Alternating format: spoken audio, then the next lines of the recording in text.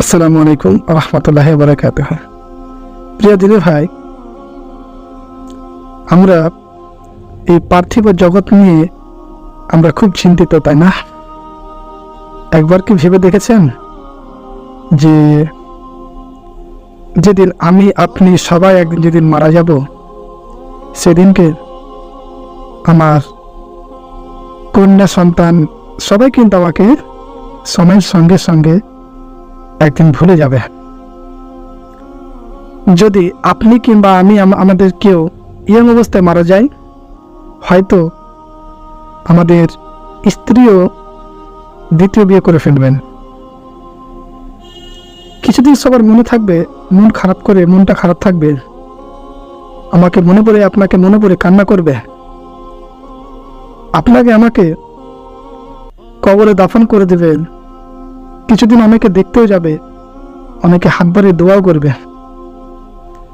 একদিনের কবর আস্তে আস্তে কবরে বাঁশগুলো পচে মাটির সঙ্গে মিশে যাবে।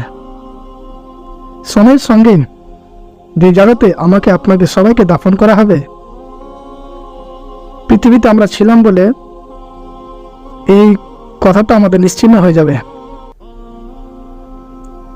শুধু থাকবে কি আমাদের আমল, অর্থাৎ আমাদের কাজ। যে কবরে কোনো কিচ্ছু দেখবে না, দেখবে আমাদের আমলে সলেহা, আমাদের ভালো কাজ। পৃথিবীতে আমরা চলেছি, কিভাবে চলেছি, কার সঙ্গে কি ব্যবহার করেছি, কোথায় কি টাকা ব্যয় করেছি। ভালো কাজ করে গেলে ইনশাল্লাহ আমাদের কর্মগুলো কবরে যেতে থাকবে। তাই আসুন, যে জগৎকে আমাদের বেশি চিন্তা করা উচিত, সেই জগৎকে আমরা ভুলে পৃথিবীর রং তামাশা মেতে আছি। তা আসুন আমরা এগুলো থেকে দূরে থাকি এবং আল্লাহ দরবারে উপস্থিত হওয়ার জন্য আমাদের পুঁজি আমরা সংগ্রহ করি।